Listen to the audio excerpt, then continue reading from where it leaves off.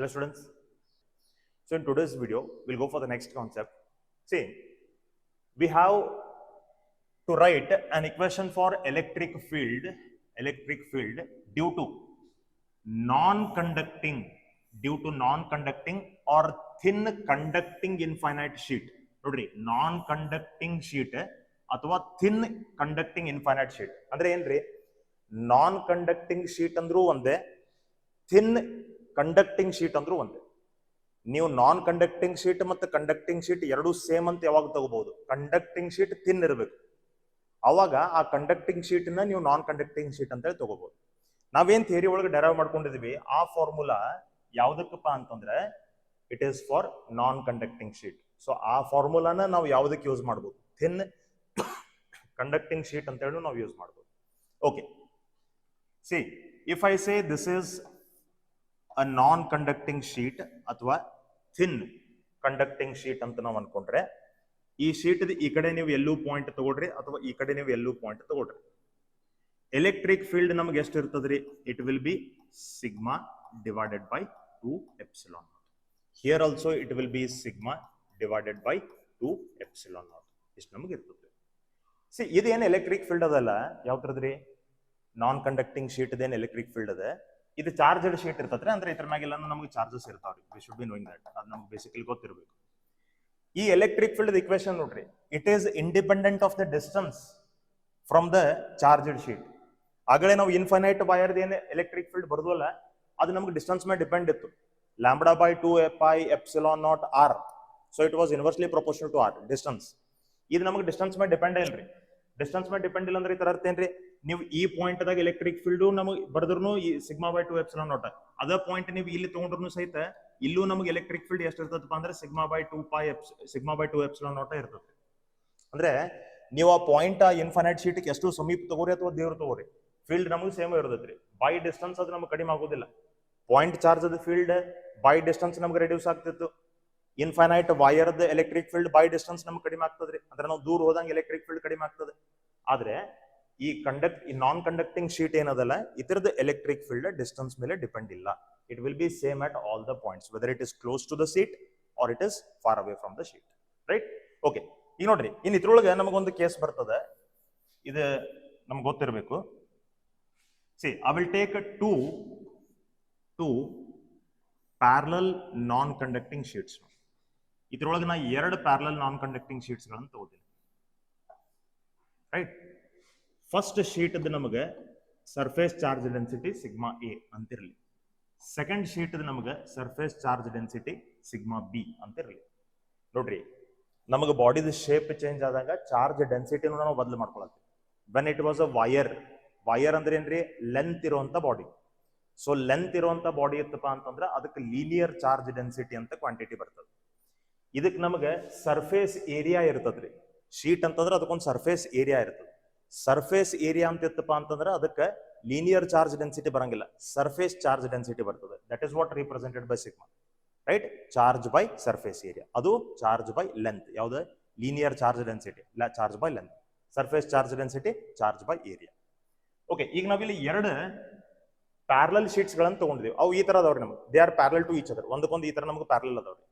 ಇಲ್ಲೇ ನಾ total 3 points ತಗೋತೇನೆ ರೀ. I will call this as point number 1, this one as point number 2 and this one as point number 3. So now we'll 3 points ಗಳನ್ನು ತಗೊಳ್ಳಾಕತ್ತೀವಿ. We are taking 3 points. 2 points are outside the plates, 1 point is in between the plates. Now just put the directions of electric fields. ಇಲ್ಲೇ ನೋಡ್ರಿ, ಈ sheet the electric field ನಮಗೆ ಈ direction ದಾಗ ಇರಬೇಕು. ಯಾಕಂದ್ರೆ ಇದು ಪಾಸಿಟಿವ್ಲಿ ಚಾರ್ಜ್ಡ್ ಶೀಟ್ ಅದ, ಇದು ನಮಗೆ ಪಾಸಿಟಿವ್ಲಿ ಚಾರ್ಜ್ಡ್ ಶೀಟ್ ಅದ ರೀ. Both are having positive surface charge densities. So the electric field of first sheet is also in left side direction, and electric field of second sheet will also be in left side direction only. ಅಂದ್ರೆ EA ಮತ್ತು EB ಎರಡು ನಮಗೆ left side direction ದಾಗ ಬರ್ತವೆ. ಯಾಕಂದ್ರೆ positive ಅದಾವ್ರಿ. Positive ಅಂದ್ರೆ they have to be away from the sheet. Right? ಈಗ ನಮಗೆ ಸೆಕೆಂಡ್ ಪಾಯಿಂಟ್ ಒಳಗೆ ಬರ್ಲಿಕ್ಕೆ ಹೋದ್ರೆ ಏನಾಗ್ತದ್ರಿ? ಸೆಕೆಂಡ್ ಪಾಯಿಂಟ್ ಒಳಗೆ ಸಿ ಈ positive sheet the electric field it has to be away from that sheet. ಅಂದ್ರೆ ಅದು ನಮಗೆ ರೈಟ್ ಸೈಡ್ ಬರ್ಬೇಕ್ರಿ. It has to be in right side direction. So electric field of sheet A. ಈ B sheet ಏನದಲ್ಲ ಇತರದ electric field ನಮ್ಗೆ ಅದರಿಂದ ಅವೇನ ಇರಬೇಕು ಅಂದ್ರೆ ಅದು ನಮಗೆ ಯಾವ ಕಡೆ ಇರಬೇಕ್ರಿ it has to be left side in direction okay ಇದನ್ನ ಇ ಬಿ ಅಂತ ಬರೀತಾರೆ ನಾವು will go for third point ಒಳಗೆ ನೋಡ್ರಿ electric field due to sheet A has to be away from that ಅಂದ್ರೆ ನಮಗೆ ರೈಟ್ ಸೈಡ್ ಇರಬೇಕು electric field due to sheet A electric field due to sheet B ಅದು ನಮಗೆ right side ಇರಬೇಕು electric field due to sheet B right ಅಂದ್ರೆ ಇಲ್ಲಿ ನಮಗೆ clear ಗೊತ್ತಾಗ್ತದ್ರಿ in point 1 and point 3 electric fields are in same direction.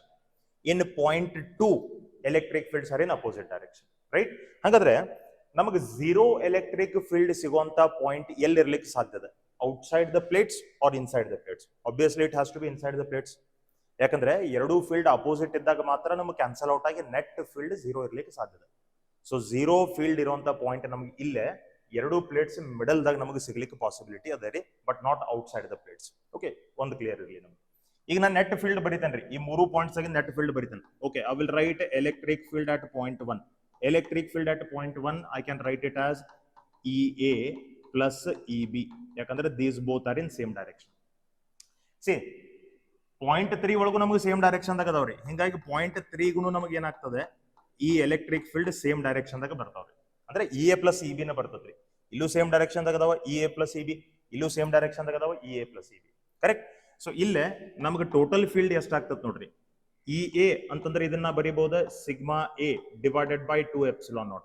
EA ಅಂದ್ರೆ ಒಂದು sheet electric field ನಮಗೆ ಸಿಗ್ಮಾ ಬೈ 2 ಎಪ್ಸಿಲಾನ್ ನಾಟ್ ಇರ್ತದೆ ಪ್ಲಸ್ EB ಅಂತಂದ್ರೆ ನಾ ಇದನ್ನ ಬರೀಬಹುದು ಎಲ್ಲಿ surface charge density of second sheet B sheet divided by 2 epsilon not so ಇದನ್ನ ಫೈನಲೈಸ್ ಮಾಡ್ಕೊಂಡು ನಾವು ಎಷ್ಟು ಬರೀಬಹುದು 1/2 ಎಪ್ಸಿಲಾನ್ ನಾಟ್ ಸಿಂಪ್ಲಿಫೈ ಮಾಡ್ಕೊಂಡು ನಾವು ಇದನ್ನ ಎಷ್ಟು ಬರೀಬಹುದು 1/2 epsilon naught sigma A plus sigma B ಅಂತ ನಾವು ಬರೀಬಹುದು ಕರೆಕ್ಟ್ ಅದರಿ okay that is all about electric field at first point and third point what about electric field at second point then second point ಒಳಗೆ electric field ಎಷ್ಟ್ರಿ second point ಒಳಗೆ electric field ನ sum of EA ಮತ್ತು EB ತಗೋಬೇಕು difference of EA and EB ತಗೋಬೇಕು I have to take the difference why ಯಾಕಂದ್ರೆ ಎರಡು opposite direction okay ಇನ್ ನೋಡ್ರಿ ಇತರದನ್ನ ಫೀಲ್ಡ್ ಬರಲಿಕ್ಕೆ ಹೋದ್ರೆ this will be sigma A divided by 2 epsilon naught minus sigma B divided by 2 epsilon naught ಹೇಳಿದ್ದ ಮತ್ತೊಮ್ಮೆ ಹೇಳಬೇಕು ಇಲ್ಲಿ ಬರೀ ಸೈನ್ ಮಾತ್ರ ಚೇಂಜ್ ಮಾಡಬೇಕು okay so divided by 2 epsilon not into the bracket sigma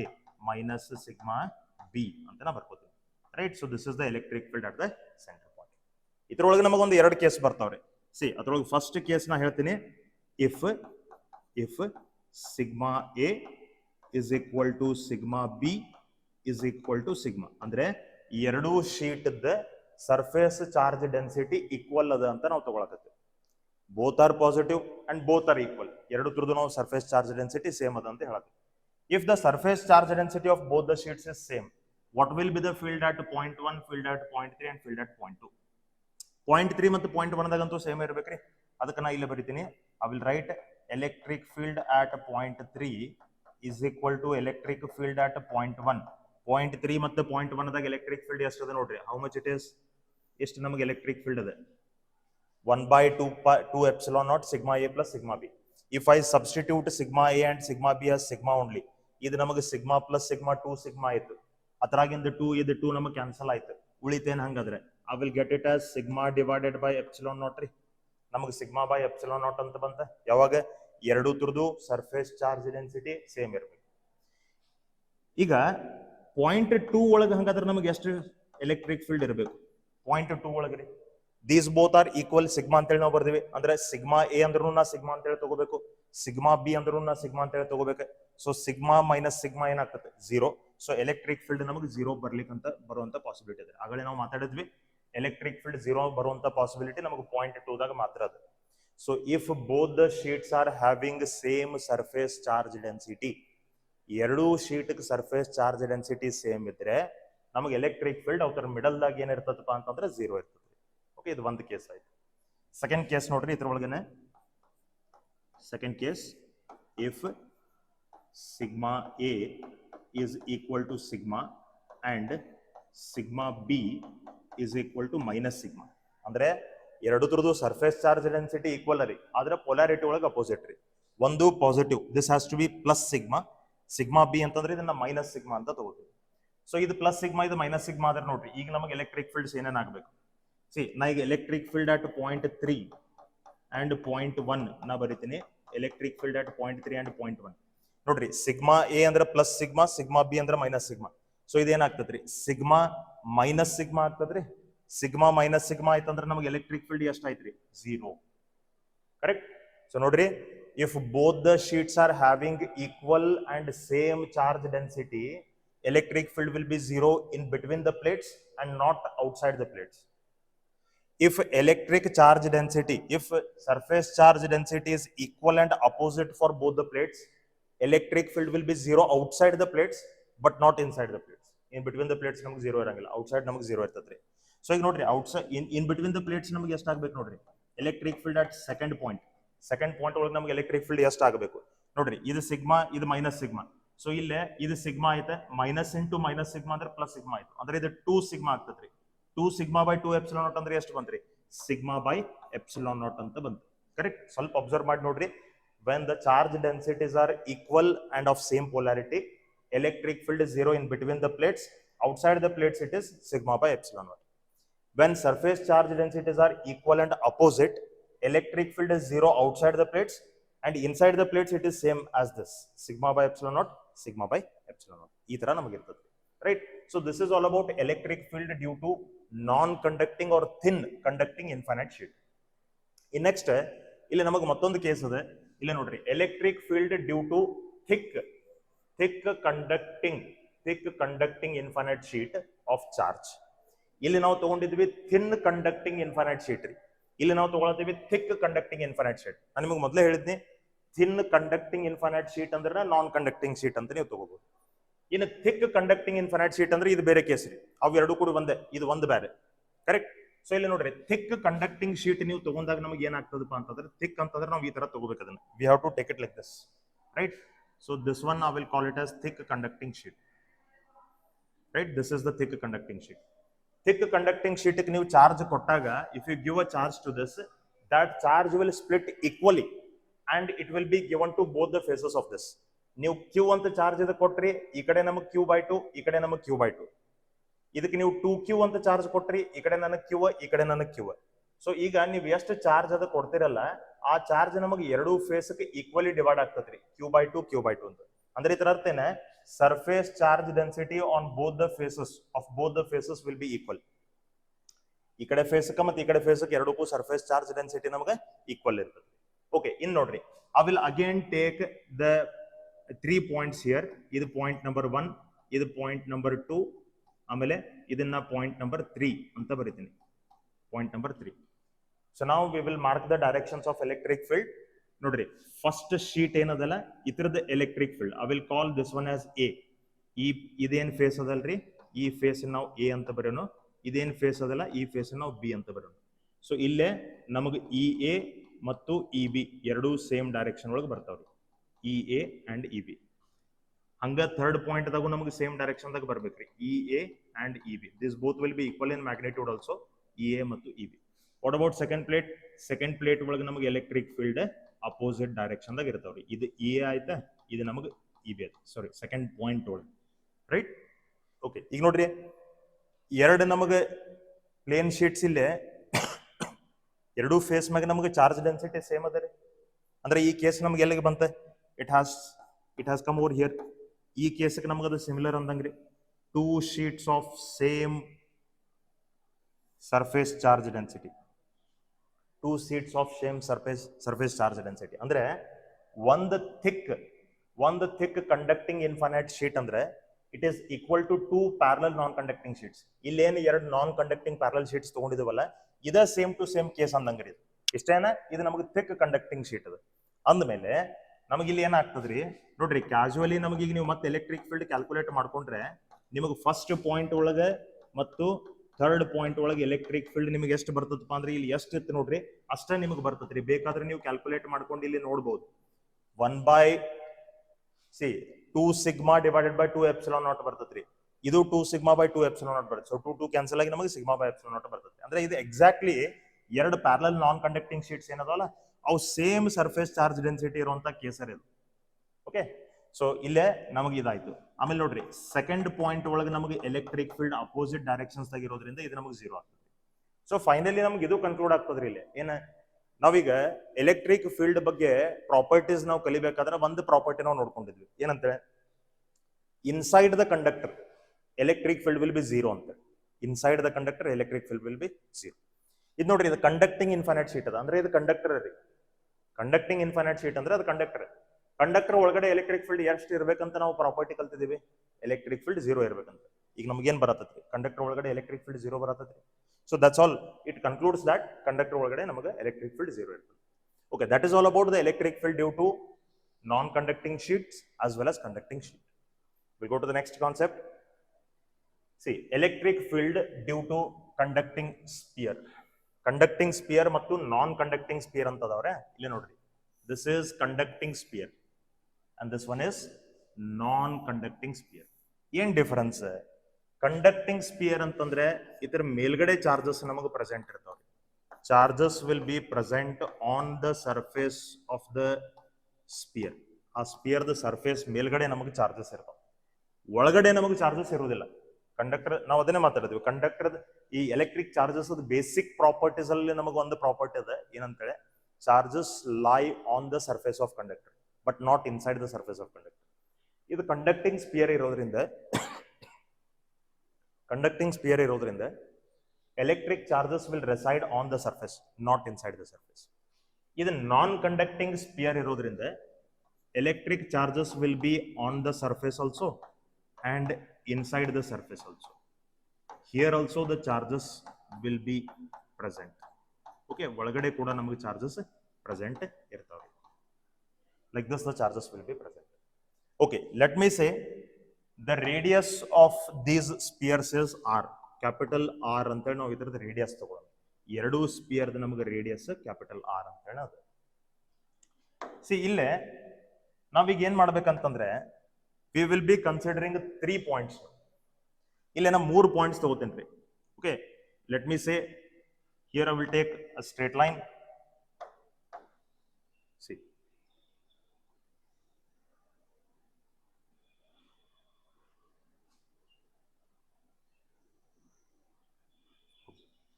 so let us take 3 points ನಾವು ಈಗ ನಾವು ಇಲ್ಲಿ ಒಂದು 3 ಪಾಯಿಂಟ್ಸ್ ಗಳನ್ನು ತಗೊಳ್ಳೋಣ This is the first point, this is the second point, and this one is the third point. This is outside point, this is surface point, and this one is inside point. ಇದಕ್ಕನ inside point ಅಂತ ಬರುತ್ತೆ. ಇಲ್ಲೂ ಸಹಿತ ನಾವು ಅದೇ ತರ 3 points ಗಳನ್ನು ತಗೋಬೇಕು. This is outside point, this one is surface point, and this one is inside point. ಈ ತರ ನಾವಿಲ್ಲಿ 3 ಪಾಯಿಂಟ್ಸ್ ಗಳನ್ನು ತಗೊಳ್ತೀವಿ.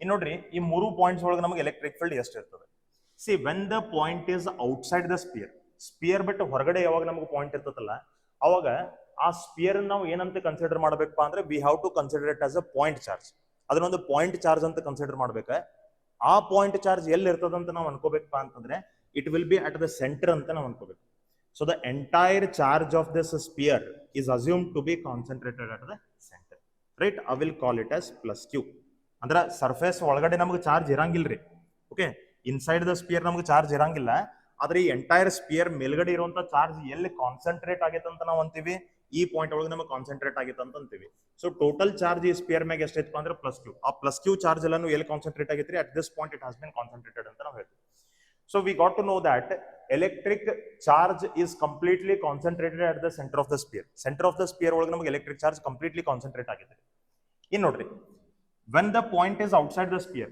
at that time we have to consider the entire sphere as a single charge point charge and it will be at the center of the sphere right in nodri iದೇನು o ಅಂತ point ಅದಲ್ಲ ಆ o point the distance I will say it is at a distance small r from the center of the sphere ಗೆ ಸಂಬಂಧಪಟ್ಟಂತ ಯಾವುದೇ distance ನೀವು measurement ಮಾಡಬೇಕಾದ್ರೆ you have to measure it from the center but not from the surface ಯಾವುದೇ sphere ಇರಲಿ ಆ sphere related ಯಾವುದೇ distance ನೀವು ತಗೋಬೇಕಾದ್ರೂ you have to measure it from the centre not from the surface right first year gravitation ಒಳಗೂ ನಾವು ಇದೇ ತರ ತಗೊಂಡಿದ್ವಿ ಎಲ್ಲ ಡೆರಿವೇಶನ್ ಒಳಗೆ ಸೆಂಟರ್ ದಿಂದನೇ ನಾವು ಡಿಸ್ಟೆನ್ಸ್ ಮೆಜರ್ ಮಾಡ್ತೀವಿ not from the surface okay so let this distance of point O from the centre be taken as r ಅದು small r ಅಂತ ಇರಲಿ ಸೊ ಸ್ಮಾಲ್ r ಅಂದ್ರೆ ಗೊತ್ತಿರಲಿ it is the distance of the point from the centre of the spear capital R ಅಂತಂದ್ರೆ it is radius of the spear ಅದು ನಮಗೆ spear the radius ರೀ okay so ಇಲ್ಲಿ ತಿಳ್ಕೊಡಿ you ನಾವ್ ಅಂಡರ್ಸ್ಟ್ಯಾಂಡ್. ಇಲ್ಲಿ ನಮಗೆ ಎಲೆಕ್ಟ್ರಿಕ್ ಫೀಲ್ಡ್ ಎಷ್ಟಿರ್ತದ ಅಂತ ನಾ ಬರಿತೀನಿ. ಪಾಯಿಂಟ್ ಓ ಒಳಗೆ ನಮಗೆ ಎಲೆಕ್ಟ್ರಿಕ್ ಫೀಲ್ಡ್ ಎಷ್ಟದ? ಪಾಯಿಂಟ್ ಓ ಒಳಗೆ ನಮಗೆ ಎಲೆಕ್ಟ್ರಿಕ್ ಫೀಲ್ಡ್ ಅದ k into q divided by r square ಅಂತ ನಾ ಬರಿತೀನಿ. ಇಲ್ಲೇ ಕೆ ಅಂತಂದ್ರೆ ಗೊತ್ತಿರಲಿ, I am taking it as 1/4 π epsilon naught. K ಅಂದ್ರೆ 1/4 π ಎಪ್ಸಿಲಾನ್ ನಾಟ್. ಕರೆಕ್ಟ್. ನೆಕ್ಸ್ಟ್ ನೋಡ್ರಿ, ಇದು electric field at the surface, at the point O which is outside the sphere. ಇನ್ನು ಸರ್ಫೇಸ್ ಪಾಯಿಂಟ್ ಮ್ಯಾಗ ನಮಗೆ ಎಲೆಕ್ಟ್ರಿಕ್ ಫೀಲ್ಡ್ ಎಷ್ಟು ಇರ್ತದೆ? ಈ ಪಾಯಿಂಟ್ ಒಳಗಿಂದ ನಾ ಬರತ್ತೀನಿ. It will be k into q divided by capital R square. Capital R square ಯಾಕಂದ್ರೆ ಅವಾಗ ನಮಗೆ ಈ ಡಿಸ್ಟೆನ್ಸ್ ಏನಿರ್ತದಲ್ಲ, ಈ ಪಾಯಿಂಟ್ ನಾವು ಇಲ್ಲಿ ತಗೊಳ್ಳೋ ಬದಲು ಇಲ್ಲಿ ತಗೊಳತೀವಿ ಅಂದಂಗ್ರಿ. ಸೊ ಇದು ಸ್ಮಾಲ್ ಆರ್ ಅನ್ನೋ ಡಿಸ್ಟೆನ್ಸ್ ನಮಗೆ ಕ್ಯಾಪಿಟಲ್ ಆರ್ ಗೆ ಈಕ್ವಲ್ ಆಗಿರ್ತದೆ. Small r is equal to capital R. So we got E is equal to k into q divided by capital R square. In inside point ಒಳಗೆ ನೋಡ್ರಿ, inside the sphere ನಮಗೆ electric field ಎಷ್ಟು ಇರ್ತದೆ? 0. Why 0? ಯಾಕಂದ್ರೆ charges always reside on the surface. Inside point ನೀವು ಎಲ್ಲಿ ಬೇಕಾದಲ್ಲಿ ತಗೊಳ್ರಿ, ಇಲ್ಲೇ ಪಾಯಿಂಟ್ ತಗೋರಿ, ಇಲ್ಲೇ ತಗೊಳ್ರಿ, ಇಲ್ಲೇ ತಗೋರಿ, ಇಲ್ಲೇ ತಗೋರಿ, ಎಲ್ಲಿ ಬೇಕಾದಲ್ಲಿ ನೀವು ಪಾಯಿಂಟ್ ತಗೋರಿ. Electric field inside the sphere throughout the sphere it is 0 only. Correct. In next ನೋಡ್ರಿ, ಇದನ್ನ ನಾ ಸ್ವಲ್ಪ ಮಾಡಿಫೈ ಮಾಡಿ ಬರಿತೀನಿ. ಈಗ ನೋಡ್ರಿ, here I will write electric field outside the point. ಇದನ್ನ ನಾವು ಬರ್ಕೊಂಡಿದ್ವಿ 1/4 π epsilon naught q divided by small R square ಅಂತ ಹೇಳಿ. ಈಗ ಈ ಸ್ಪಿಯರ್ ಯಾವ ಟೈಪ್ ಆಫ್ ಚಾರ್ಜ್ ಡೆನ್ಸಿಟಿ ಇರ್ತದ್ರಿ? ಸರ್ಫೇಸ್ ಚಾರ್ಜ್ ಡೆನ್ಸಿಟಿ ಇರ್ತದ್ರಿ. Correct. Surface charge density. Surface charge density ಅಂದ್ರೆ ಅದನ್ನ ನಾವು ಏನಂತ ಬರಿತೀವಿ? Sigma is equal to q divided by surface area ಅಂತ ಬರಿತೀವ್ರಿ. Surface area of the sphere ಎಷ್ಟು ಇರ್ತದ್ರಿ? 4 π ಆರ್ ಸ್ಕ್ವೇರ್. ಇಷ್ಟು ನಮಗೆ surface area of the sphere ಇರ್ತದ್ರಿ. ಇಲ್ಲೇ ರೇಡಿಯಸ್ ಆಫ್ ದ ಸ್ಪಿಯರ್ ತಗೋಬೇಕು ನೀವು. 4 π ಆರ್ ಸ್ಕ್ವೇರ್ ಅಂದ್ರೆ ರೇಡಿಯಸ್ ಆಫ್ ದ ಸ್ಪಿಯರ್ ತಗೋಬೇಕು. ಯಾಕಂದ್ರೆ ನಾವು ಈ ಸ್ಪಿಯರ್ ದನ ಸರ್ಫೇಸ್ ಏರಿಯಾ ಬರತ್ತೀವಿ. ರೈಟ್. ಸೊ ನಮಗೆ ಸಿಗ್ಮಾ ಇಸ್ ಈಕ್ವಲ್ ಟು ಎಷ್ಟು ಬಂತು? ಹಂಗಾದ್ರೆ ಕ್ಯೂ ಇಸ್ ಈಕ್ವಲ್ ಟು ಏನ್ರಿ? Q is equal to sigma into 4 π r square ರೀ. Q is equal to sigma into 4 π r square. So ನಾ ಇಲ್ಲಿ ಕ್ಯೂ ಜಾಗದಾಗ ಸಬ್ಸ್ಟಿಟ್ಯೂಟ್ ಮಾಡ್ಕೋಬೇಕು. ಕ್ಯೂ ಜಾಗದಾಗ ನಾ ಏನ್ ಸಬ್ಸ್ಟಿಟ್ಯೂಟ್ ಮಾಡ್ಕೋಬೇಕು ಈಗ? Sigma into 4 π r square. So will write it as sigma into 4 π capital R square divided by ಇದು ಸ್ಮಾಲ್ ಆರ್ ಸ್ಕ್ವೇರ್ ನಮಗೆ ಆಸ್ ಇಟ್ ಇಸ್ ಇರಲಿ. ಓಕೆ. ಸೊ 4 π ನಮಗೆ ಕ್ಯಾನ್ಸಲ್ ಔಟ್ ಆಯ್ತು. So electric field outside point ಒಳಗೆ ನಮಗೆ ಬರ್ತದೆ sigma into capital R square divided by epsilon not into small R square. So ಇಲ್ಲಿ ನಾವು ಬರ್ದೇವಿ ಇದು electric field in terms of charge ರೀ. ಈಗ ನಮಗೆ ಏನ್ ಬಂದತ್ತಲ್ಲ, ಇದು electric field in terms of surface charge density sigma into capital R square divided by epsilon not into small R square ಅಂತ ಹೇಳಿ ಸರ್ಫೇಸ್ ಚಾರ್ಜ್ ಡೆನ್ಸಿಟಿ ಟರ್ಮ್ದಾಗ ನಾವು ಅದನ್ನು ಬರೆಯುತ್ತೇವೆ. ಓಕೆ. What about this?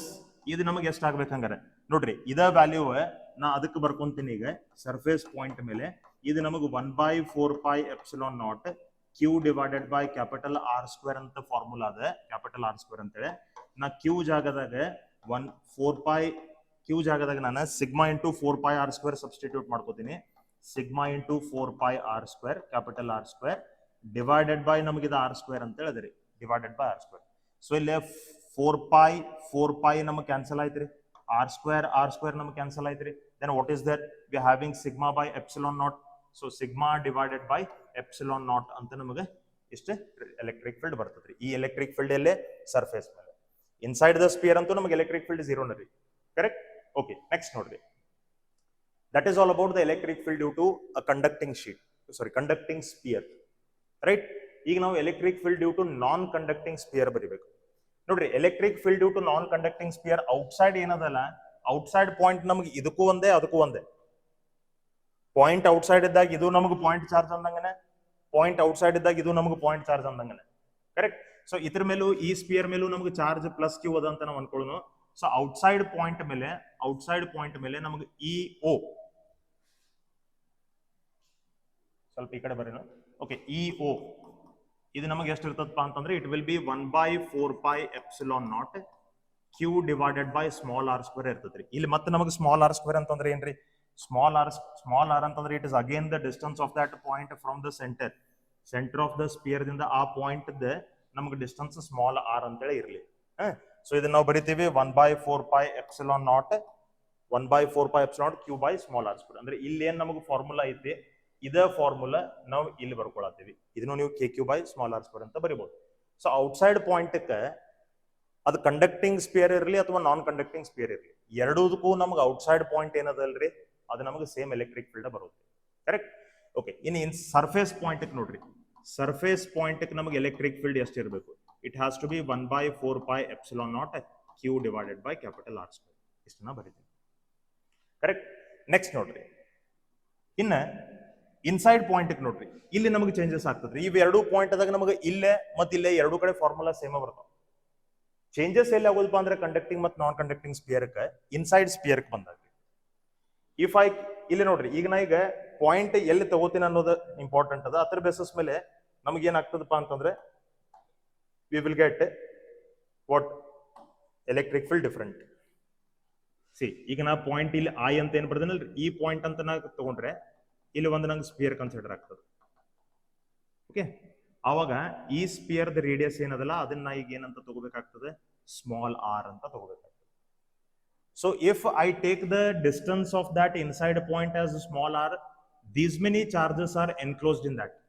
ಅದ್ರ ಒಳಗಡೆ ಆ ಸ್ಮಾಲ್ ಸ್ಪಿಯರ್ ಒಳಗಡೆ ಇಷ್ಟು ಚಾರ್ಜಸ್ ನಮಗೆ ಎನ್ಕ್ಲೋಸ್ ಆಗಿದಾವೆ. ಅದೇ ಇನ್ಸೈಡ್ ಪಾಯಿಂಟ್ ಅನ್ನ ಇಲ್ಲಿ ತಗೋನಿ ಅಂತಂದ್ರೆ ನಮಗೆ ಎಷ್ಟು ಚಾರ್ಜಸ್ ಅದ್ರ ಒಳಗಡೆ ಎನ್ಕ್ಲೋಸ್ ಆಗ್ತಾವ್ರಿ, more charges will be enclosed in that. Right. ಅಂದ್ರೆ ಈಗ ನಾವು radius of that internal sphere ನಾವು ಹೆಚ್ಚು ಮಾಡ್ಕೊಂಡ್ವಿ. ಮೊದಲು ಸ್ಮಾಲ್ ಆರ್ ಇಷ್ಟಿತ್ತು, ಈಗ ನಮಗೆ ಇಷ್ಟ ಆಯ್ತು. ಸೊ ನಾವ್ ಏನ್ ಮಾಡತ್ತೀವ್ರಿ, ಆ ಇನ್ಸೈಡ್ ಪಾಯಿಂಟ್ ಅನ್ನು ಸೆಂಟರ್ ದಿಂದ ದೂರ ತಗೊಂಡಂಗ ನಮಗೆ ಆ ಇಂಟರ್ನಲ್ ಸ್ಪಿಯರ್ ಏನದಲ್ಲ ಅದು ನಮಗೆ ದೊಡ್ಡದಾಗ್ತದೆ. ಇಂಟರ್ನಲ್ ಸ್ಪಿಯರ್ ಹೆಂಗ್ ದೊಡ್ಡದಾಗ್ತದಲ್ಲ ಹಂಗ ಮೋರ್ ನಂಬರ್ ಆಫ್ ಚಾರ್ಜಸ್ ಅದ್ರ ಒಳಗಡೆ ಎನ್ಕ್ಲೋಸ್ ಆಗ್ತಾವೆ. ಕರೆಕ್ಟ್. ಸೊ ಹಿಂಗಾಗಿ ನಮಗೆ ಇದು ಎಲೆಕ್ಟ್ರಿಕ್ ಫೀಲ್ಡ್ ಇನ್ಸೈಡ್ ಪಾಯಿಂಟ್ ಎಷ್ಟು ಬರ್ತದಪ್ಪ ಅಂತಂದ್ರೆ, ಸಿ ಎಲೆಕ್ಟ್ರಿಕ್ ಫೀಲ್ಡ್ ನಮಗೆ ಇನ್ಸೈಡ್ ಪಾಯಿಂಟ್ ಎಷ್ಟು ಎಲೆಕ್ಟ್ರಿಕ್ ಫೀಲ್ಡ್ ಬರ್ತದಪ್ಪ ಅಂತಂದ್ರೆ it will be 1/4 pi epsilon naught q into small r divided by r cube. q into small r divided by r cube, capital R cube.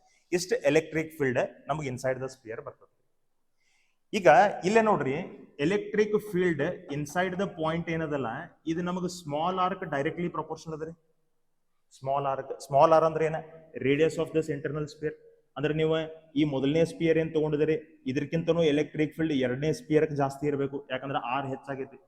So as you go far away from the centre, sphere the centre ದಿಂದ ನೀವು ದೂರ ಹೋದಂಗ ನಮಗೆ electric field ಏನಾಗ್ತದ್ರಿ, ಹೆಚ್ಚಾಕೋತ ಹೋಗ್ತದ್ರಿ. It goes on increase.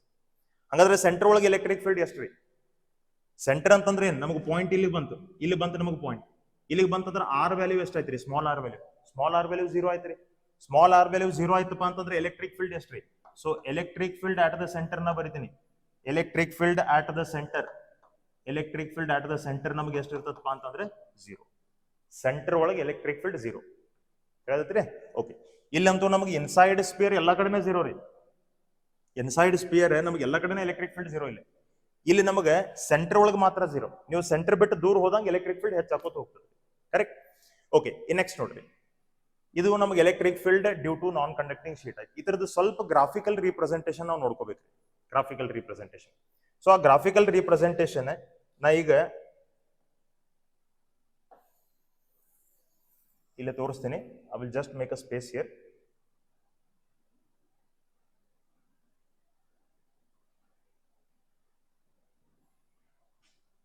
Okay, let me show the graphical representation now.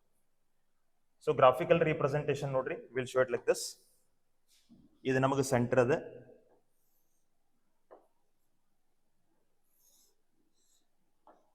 So on x-axis we are taking the distance to small r. On y-axis we are taking the electric field. So ಇದೇನು origin ಅದಲ್ಲ, origin ಅಂದ್ರೆ center of the sphere ಅಂದಂಗ್ರಿ. Surface point ನಮಗೆ ಇಲ್ಲದರಿ. So ಈ point ನಮಗೆ surface point ಅಂದಂಗ. So ಇಲ್ಲಿ ನೋಡ್ರಿ, ನಾ ಸರ್ಫೇಸ್ ಪಾಯಿಂಟ್ ಇದು ನಮಗೆ x ಆಕ್ಸಿಸ್ ಮೇಲೆ ನಾವು ಸ್ಮಾಲ್ ಆರ್ ಡಿಸ್ಟೆನ್ಸ್ ತಗೊಂಡಿದೀವಿ. ಈ ಪಾಯಿಂಟ್ ನಮಗೆ ಸರ್ಫೇಸ್ ಪಾಯಿಂಟ್ ಇಂಡಿಕೇಟ್ ಮಾಡ್ತದೆ. Small r is equal to capital R. This indicate surface point. So ಈ ಕಡೆ ಏನದಲ್ಲ, ಈ ಡಾಟೆಡ್ ಲೈನ್ ಬಿಟ್ಟು ಈ ಕಡೆ ಇದು ಔಟ್ಸೈಡ್ ದ ಸ್ಪಿಯರ್ ಅಂದಂಗೆ, ಈ ಕಡೆ ಏನದಲ್ಲ ಇದು ಇನ್ಸೈಡ್ ದ ಸ್ಪಿಯರ್ ಅಂದಂಗೆ. Correct. So I will just make a little bit space here. ಸ್ವಲ್ಪ ಇಲ್ಲಿ ನಾವು ಸ್ಪೇಸ್ ಕ್ರಿಯೇಟ್ ಮಾಡ್ಕೋಬೇಕು.